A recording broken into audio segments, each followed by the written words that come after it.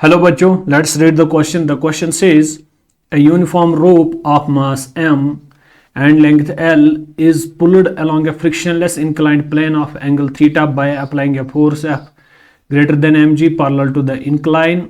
Tension in the rope at a distance x from the end at which the force is applied. Okay, this is the question that we have been given. So let us start solving this question from the key concept. इसका key concept सबसे पहले discuss करते हैं. की concept क्या बनेगा इसका, आइए देखते हैं. तो जो मेरा क्वेश्चन बनेगा यहाँ पे, उस वाले क्वेश्चन में हम देखेंगे कि मेरे पास एक इंक्लाइंड प्लेन है और इस इंक्लाइंड प्लेन पे जो है हमने एक रोप को रखा है. लेट अस सपोज वो यूनिफॉर्म रोप कुछ ऐसी है.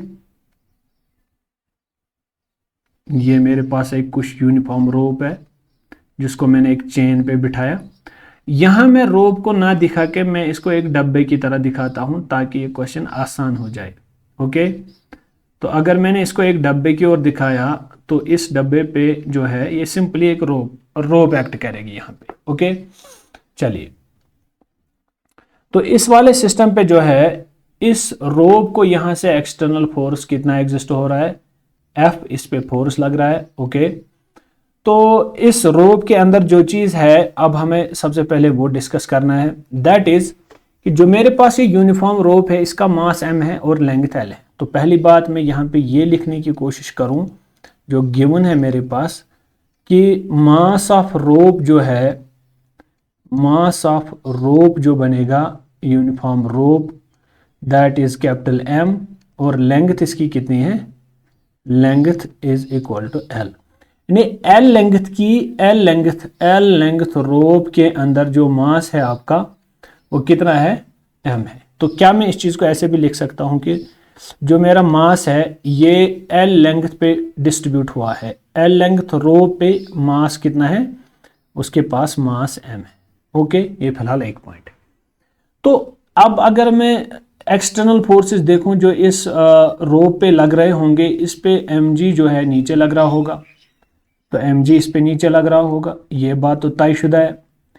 तो यहाँ पे जो है एंगल थीटा बन रहा है और अगर मैं यहाँ पे भी देखूं तो यहाँ पे भी हमारा कितना एंगल बनेगा, यहाँ पे भी जो है एंगल जो है अगर मैं यहाँ पे एक लाइन ड्रा करूं यहाँ पे एंगल थीटा बनेगा और यहाँ की ओर जो इस mg का कंपोनेंट बनेगा that is mg cos theta और ऊपर की ओर जो है नॉर्मल की डायरेक्शन होगी और यहाँ की ओर जो है this will be capital mg sine of theta. फिलहाल हम कंपोनेंट्स निकाल रहे हैं mg के. ओके, तो अगर मैं बात करूं फिलहाल इस रोप वाली सेक्शन पे, अगर मैं देखूं कि जो मेरा एक्सटर्नल फोर्स F है according to Newton's laws of motion, F minus capital mg sine of theta, this will be equal to capital mass यानी mass of the rope into acceleration a. Okay, तो क्या मैं यहाँ पे acceleration का value निकालने में कामयाब हो जाऊं, this is F minus mg sine of theta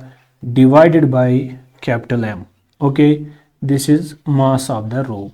okay, तो ये सारा जो according to Newton's second law of motion, second law of, ये सारा Newton's second law of motion के हिसाब से, second law of motion according to Newton's second law of motion. अगर ये बात आपके जहन में बैठ गई तो अब हम इस क्वेश्चन को आगे प्रोसीड करेंगे.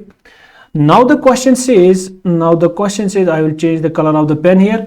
Now the question says tension in the rope at a distance x from the end at which the force is applied.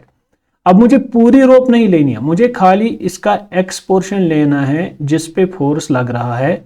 अब मुझे उसमें उसके अंदर उस x वाली पोर्शन के अंदर बताना है कि टेंशन कितना डेवलप हो जाएगा. क्वेश्चन सेम है, खाली अब देखने की जरूरत है.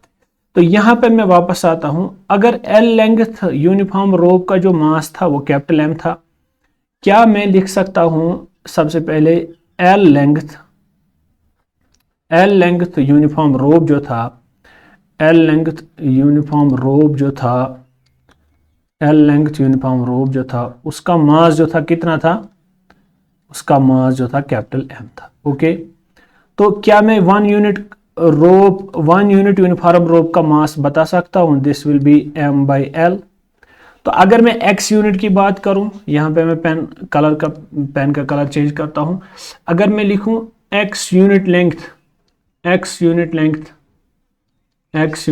लेंथ ऑफ रोप जो है उसका मास कितना बनेगा? उसका मास तो सिंपली बनेगा m/l इंटू एक्स। तो यही मुझे चाहिए, इसी x यूनिट का मास मुझे चाहिए, इसको मैं स्मॉल m बोल देता हूं। चलिए वापस आ जाइए और फिर से इस डायग्राम को रिड्रा कीजिए ताकि आपके जहन में ये चीज़ बैठ जाएगा। ये मेरे पास एक इंक्लाइंड प्लेन था, अब मुझे फोर्सेस दिखाने की ज़रूरत नहीं है। अब खाली आपको कितना रोप लेना है, यहाँ पे खाली आपको रोप वो लेना है दैट इज x, और जिस पे फोर्स कितना लग रहा है, F फोर्स लग रहा है, और इसके अंदर जो टेंशन प्रोड्यूस कर रहा है that is tension T, that will be away from the point of application. साथ में इस हिस्से पे कितना फोर्स लग रहा था, that is mg sine of theta. तो चलिए अब हम सॉल्व करेंगे। क्या मैं लिख सकता हूं न्यूटन सेकंड लॉ के अकॉर्डिंग? तो क्या मैं लिख सकता हूं अब जो इसका एक्सटर्नल फोर्स F लग रहा है दैट इज माइनस mg। अब चूंकि हम बात कर रहे थे स्मॉल रोप की, यहां पे कैपिटल M ना आके स्मॉल m ही आ जाएगा, minus mg sine of theta minus tension, this will be equal to mass into acceleration. ये अब हमारी इक्वेशन निकल के आ जाएगी। सिंपली अब हमें वैल्यू प्लेस करने और हमारा आंसर आ चुका है। ये F माइनस स्मॉल m किसके बराबर, capital M by length L into X unit into G sine theta. Tension को हमें निकालना है, this is equal to m, इसका भी सेम वैल्यू यही आएगा m by L into X, into acceleration. Acceleration अगर आपको पता होगा, एक्सेलरेशन मैंने पीछे निकाल के रखी है, that acceleration is simply equal to F minus capital F minus mg sine theta divide by capital M, F minus mg sine theta divided by capital M। ये मैंने यहाँ पे क्या निकाला था, एक्सेलरेशन। तो आइए इस चीज को फर्दर सॉल्व करते हैं और टेंशन का वैल्यू जो है निकालने की कोशिश करता हूं मैं। This will be simply equal to जो मेरा F है minus m by L X G sine theta minus tension, this will be equal to m by L into X. फिलहाल कैपिटल M आ जाएगा और नीचे कैपिटल M, सॉरी यहाँ F multiply हो जाएगा और नीचे कैपिटल M आ जाएगा। ओके, तो माइनस हम लिख सकते हैं m by L into X into m g sign theta divided by capital M। एक m उड़ गया, यहाँ से भी m और m उड़ गया, तो यहाँ से मेरा आंसर निकल के आ गया F into X upon L minus m by L X into G sine theta. यहाँ से आपका माइनस टेंशन T रहेगा, ये आपका m by L into X G sine theta, तो यहाँ से आपका माइनस F रिजाइडिंग में रहेगा। तो बात अगर सॉल्यूशन की जाए तो यहाँ पे आपको क्या मिलेगा, minus m by L X G sine theta minus m by L X G sine theta, ये तो उड़ गया आपस में। तो यहाँ माइनस टेंशन T रहा है, इसको यहाँ लेके और इसको यहाँ लेके हमारा आंसर फाइनली आ चुका है। तो F minus T is equal to F L by X, F minus T, तो क्या मैं लिख सकता हूँ F minus tension is equal to F L upon X. Tension का वैल्यू जो है, टेंशन को इधर रखते हैं और इसको लिखते हैं F minus F by L into X. F को कॉमन लेके this will be 1 minus x by L in is equal to tension.